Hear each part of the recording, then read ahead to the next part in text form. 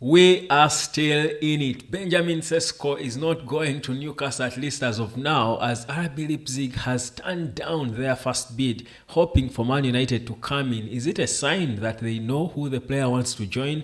Meanwhile, Bruno Fernandes is not really settled at Man United because there is big money waiting for him in Saudi. Another team now has joined the party, but Bruno says, hold on a second, I will be seeing you later.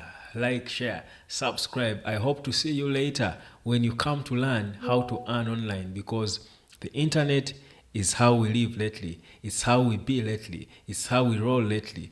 But are you earning from it? If you're not, you can. It's not too late. It's never too late to learn how to earn an extra dime that will become your main dime in a very short time. I'm waiting for you. Now, today, the big one, a few minutes ago, that came out from Ben Jacobs and Alex Crook, good sources you can think about, have confirmed it that indeed RB Leipzig have turned down the first bid from Newcastle, 75 plus 5 million euros, because first of all, yes, the 75 million euros is the exact valuation of the player in terms of the fixed fee, but the add-ons and the entire structure of the deal does not apparently make sense for RB Leipzig, so they have rejected the bid. Now, whatever that means, they go on to report that Newcastle now are hoping that Man United will come in next with a bid, because United has been in talks with them as they have been with the player, and they have assured the player and RB Leipzig themselves that they too are coming with a bid. So Leipzig are waiting to listen to the bid. They are waiting to listen to what Man United offers, hoping now they can use that certainly in their negotiation to try and now, of course, give themselves that advantage to be, of course, the guys in control of the negotiation, because there are two clubs bidding for the same player and sort of desperately, as it were. So it's a tricky situation, of course, for Man United, honestly, because I don't think we have the cash that Newcastle can be able to offload to spend on this player, who probably is their only life, because their current striker is certainly dying to leave. He returned onto training, Isak, against his will, certainly. But can Manchester United really be there and be worried about Newcastle taking a player they are so interested in? I think it would really again be a classic example of how the mighty fall, because where on earth had you seen it before, Newcastle beating Man United to a player? I think Newcastle tried to sign Wayne Rooney as well when he joined in 2004. They were trying again to play the same tactic, because for them that has always been it. That has always been it, because they don't have that allure for top players. So the money, if they have it at the time, they hope they can then move fast with their money and see the player. But like they say, it repeats itself. I'm telling you, this might repeat itself, and indeed they will miss out on Benjamin Sesko if indeed Man United are insisting that he's a striker they want.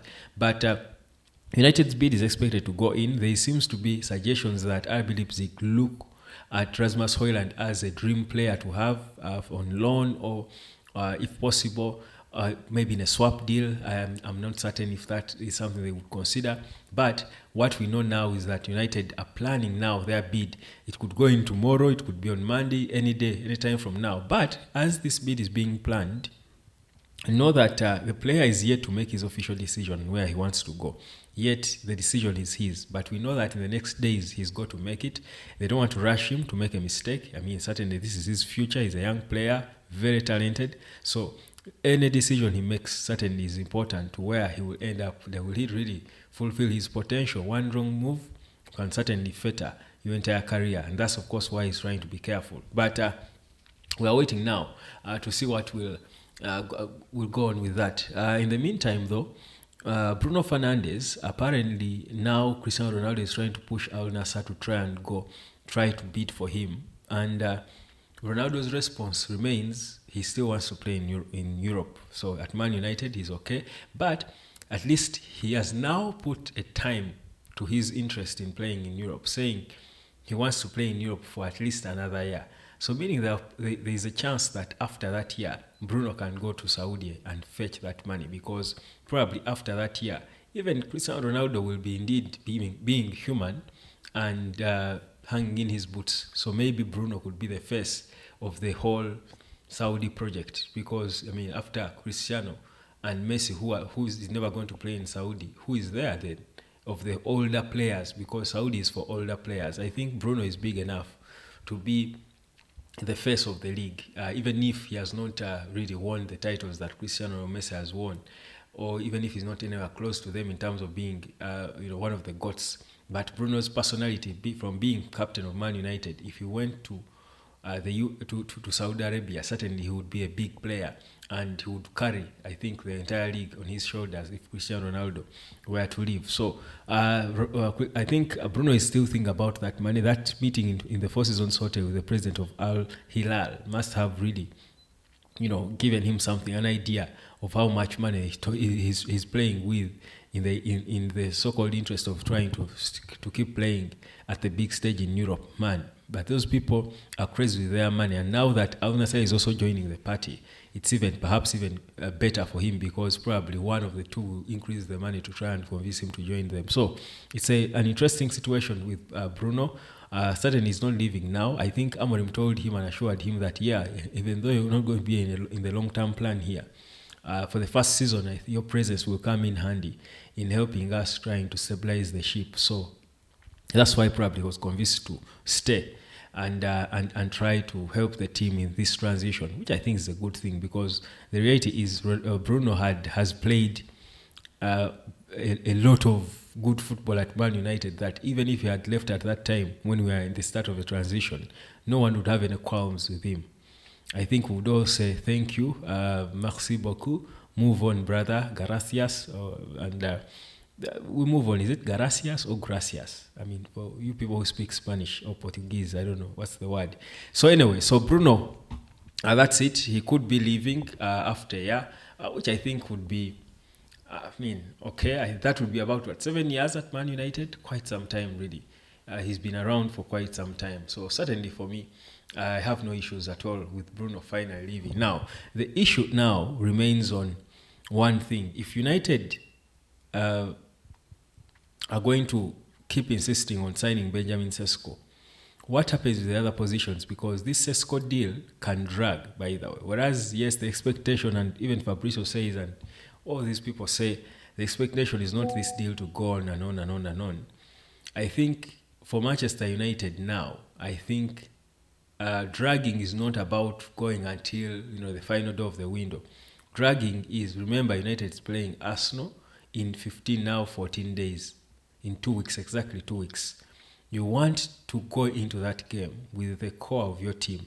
Now, Manchester United has not sealed the core of the team. They have got 2 new signings, important ones here, and both are going to be playing that game, I think, against Everton. That we know. But the other key areas, from the midfield to the goalkeeper and even the striker, who they are clearly interested in, are not yet sorted. So you think they don't have a lot of time to dwell on one player, on one signing, go back and forth on them, yet they have other players to sign. Meanwhile, the competition is there, even for those other players, because most of these clubs, in most cases now, are looking at the same players. So it's, I think, only right for Man United to quicken everything they are doing with Benjamin Sesko, decide, are they going to move, make a bid, make it as early as they can, see if it's going to be accepted or not, then they move on quickly, because there is no time. The race is against the clock, yet their first competitor in Arsenal is almost nearly there. I think with the exception of a winger, Eze probably, they are okay now. They have signed the core of their team. They have signed the gist of the players they needed. And you saw Mikel Arteta trying to be creative a bit, by the way. In that Tottenham loss, was trying to create a few things, coming up with changing systems and stuff here and there. And it looked decent, but until it wins a game of football, you can never really come out and praise it. So I think for me, it's a very important thing that Man United expedite everything they do going forward, because their competition, and United now is in the title conversation without a shadow of a doubt. Their competition are settled, with the exception of Liverpool, who are still hoping on Isak. Most of the other core positions are sorted for most of the clubs. United are dilly-dallying again with Benjamin Sesko. That cannot be it. They need to be faster Otherwise, they would regret. Better be faster than sorry. I think that's what I should say. Better be fast in learning how you can earn online. The earlier you start learning, the better for you. The earlier you start building your money, the quicker it will change your life, because internet money grows so fast overnight. That's why young people accumulate a lot of wealth in a very short time out of nowhere, because internet money is so easy to get if you know what to do, and it grows so fast.